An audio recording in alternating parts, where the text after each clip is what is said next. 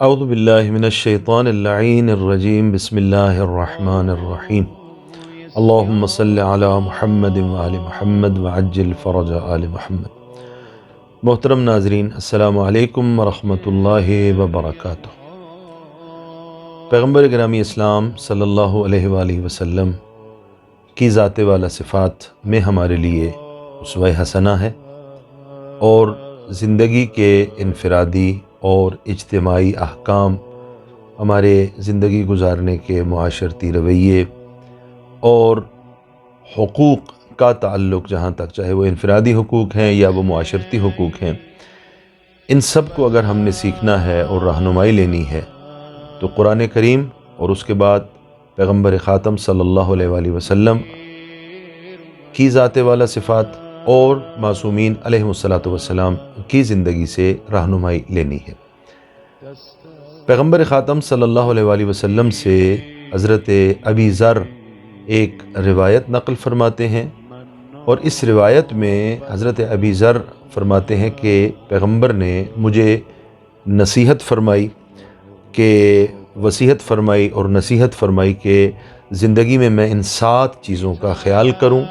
اور یہ میری زندگی گزارنے کے لیے بہترین رہنما اصول ہے۔ یہ روایت جو میں آپ کی خدمت میں پیش کرنے جا رہا ہوں، یہ روایت بحار الانوار کی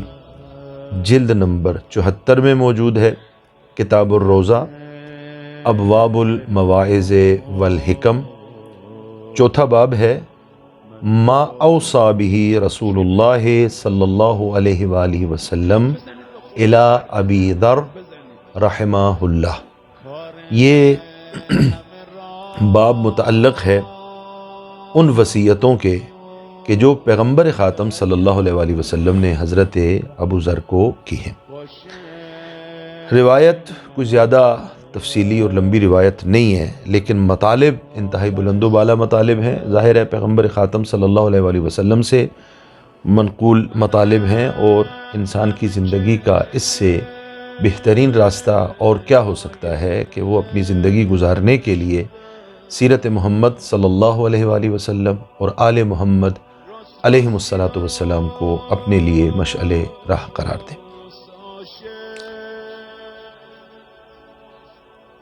ان محمد ابن واسع ان عبداللہ ابن الصامت ان ابی ذر رضی اللہ عنہ قال۔ سند میں نے ساری آپ کی خدمت میں روایت کی ذکر نہیں کی، سند میرے سامنے موجود ہے۔ عبداللہ ابن صامت نقل کرتے ہیں جناب ابی ذر سے رحمۃ اللہ علیہ قال، جناب ابو ذر ارشاد فرماتے ہیں اوصانی رسول اللہ صلی اللہ علیہ وآلہ وسلم بسبع، مجھے پیغمبر خاتم نے صلی اللہ علیہ وآلہ وسلم نے 7 چیزوں سے متعلق وصیت فرمائی اور کہا کہ ان 7 چیزوں کا خیال کرنا۔ اوصانی ان انظر الی من هو دونی ولا انظر الی من هو فوقی۔ محترم ناظرین، بہترین اصول ہے زندگی گزارنے کا، انفرادی رویے ہوں یا معاشرتی رویے، اگر پیغمبر گرامی اسلام صلی اللہ علیہ وآلہ وسلم کے اس ایک جملے کی طرف توجہ کر لی جائے تو انسان کی معاشرتی بہت سی برائیاں اسی ایک جملے کے نتیجے میں ختم ہو جائیں گی۔ اس جملے میں پیغمبر خاتم اس روایت کے مطابق ارشاد فرماتے ہیں کہ جناب ابو ذر کہتے ہیں پیغمبر نے مجھے وصیت کی ہے کہ میں ان لوگوں کی طرف زندگی کے معاملات میں نگاہ ڈالوں، ان کی زندگی کو دیکھوں، ان کے رہن سہن کو دیکھوں کہ جن کا معیار زندگی مجھ سے کم تر ہے، نہ ان کی طرف کہ جو زندگی کے معیار کے اعتبار سے مجھ سے بہتر ہے۔ آج ہم میں سے ہر ایک اگر معاشرتی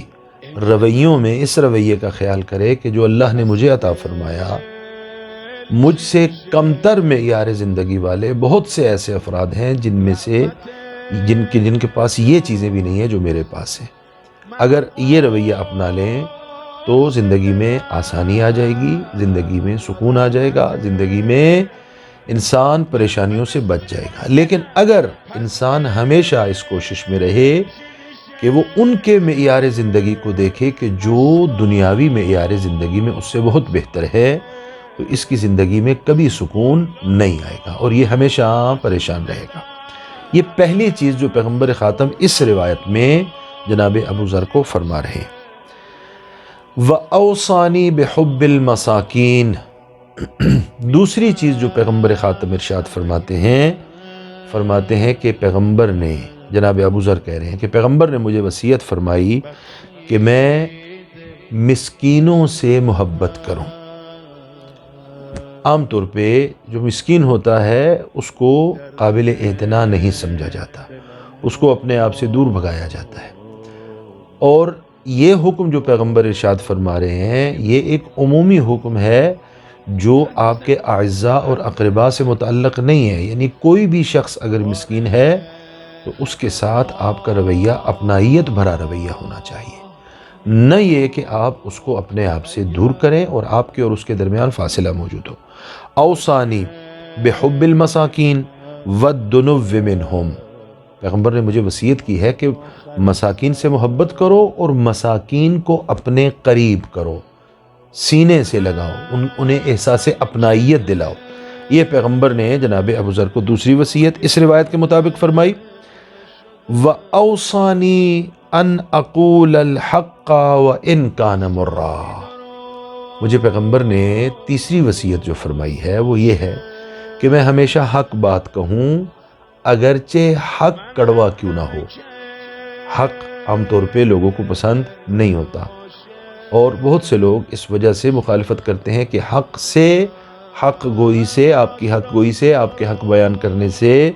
ان کے مفادات پر ضرب پڑ رہی ہوتی ہے، لہٰذا چونکہ یہ آپ کا حق کہنا ان کے مفادات کے خلاف ہے، لہٰذا وہ اس حق کو اپنے لیے اچھا نہیں سمجھتے۔ جناب ابی ذر فرماتے ہیں کہ پیغمبر نے مجھے ارشاد فرمایا کہ ہمیشہ حق بات کرو، چاہے یہ حق کسی کو کڑوا ہی کیوں نہ لگے۔ وَأَوْصَانِي أَنْ أَصِلَ رَحِمِي وَإِنْ أَدْبَرَتْ، اور صلہ رحم کا حکم دیا، وصیت فرمائی، کہا کہ تیرے جو اقرباء ہیں، اعزاء ہیں، تیرے جو رشتہ دار ہیں، ان کے ساتھ صلہ رحم کرو، اگرچہ وہ تم سے منہ کیوں نہ موڑیں، اگرچہ وہ تمہیں پشت کر چکے ہوں، لیکن تم کیا کرو، اپنے صلہ رحم کو ان کی نسبت جاری رکھو۔ اور بعض دیگر روایات کے مطابق یہ ملتا ہے کہ صرف ایک سلام کہہ کر، ایک سادہ احوال پرسی کر کے، ان کے مزاج کا سوال، ان کی حالت کا سوال کر کے، خیریت جسے ہم کہتے ہیں پوچھ کے، اس طرح بھی انسان صلہ رحم کو بجا لا سکتا ہے۔ اور اگلی وصیت جو پیغمبر نے اس روایت میں فرمائی، وَأَوْصَانِي أَنْ لَا أَخَافَ فِي اللَّهِ لَوْمَةَ لَائِمٍ، وَأَوْصَانِي أَنْ لَا أَخَافَ فِي اللَّهِ لَوْمَةَ لَائِمٍ، اگر آپ راہ خدا میں قدم اٹھا رہے ہیں، اگر آپ خدا کے لیے زندگی گزار رہے ہیں،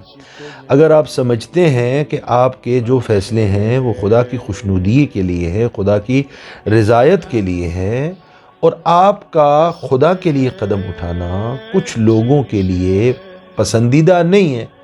اور خدا کے لیے قدم اٹھانے پر آپ کو لوگوں کی ملامت کا سامنا کرنا پڑتا ہے، سرزنش کرتے ہیں آپ کو،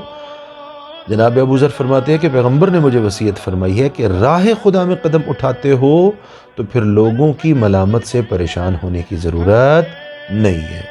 اوصانی ان لا اخاف فی اللہ لومۃ لائم، اور آخری وصیت جو اس روایت کے مطابق پیغمبر خاتم نے صلی اللہ علیہ وآلہ وسلم جناب ابو ذر کو کی ہے، وَأَوْصَانِي، مجھے پیغمبر نے وصیت فرمائی، ان استکثر من قول لا حول ولا قوة الا باللہ العلی العظیم، پیغمبر نے مجھے وصیت کی کہ یہ کلمات اپنی زبان پر کثرت سے جاری کرو، لا حول ولا قوة الا باللہ العلی العظیم۔ یہ پیغمبر کی اس روایت اور اس حدیث میں آخری وصیت ہے جناب ابی ذر کو۔ آخری جملہ فَإِنَّهَا مِن كُنُوزِ الْجَنَّةِ، یہ جو پیغمبر کی وصیت ہے اور جو پیغمبر کے فرمائشات ہیں، اس کے بارے میں فرمایا کہ ابو ذر سے کہ یہ جو تمہیں عطا ہوا ہے یہ جنت کے خزانوں میں سے ایک خزانہ ہے۔ یعنی کیا؟ یعنی اس کو یاد کر لو اور اس کو اپنی زندگی میں نافذ کرو۔ اگر یہ چیزیں آپ کی زندگی میں آ جائیں گی تو پیغمبر کے فرمان اور پیغمبر کے ارشادات پر عمل کے نتیجے میں سعادت دنیا بھی ہمارا مقدر ہے اور نجات اخروی بھی انشاءاللہ العزیز ہمارا مقدر ہے۔ خداوند متعال ہمیں تعلیمات قرآن اور تعلیمات و سیرت محمد و آل محمد علیہ السلام کو پڑھنے، سمجھنے اور ان پر عمل پیرا ہونے کی توفیق عطا فرمائے۔ والسلام علیکم ورحمۃ اللہ وبرکاتہ۔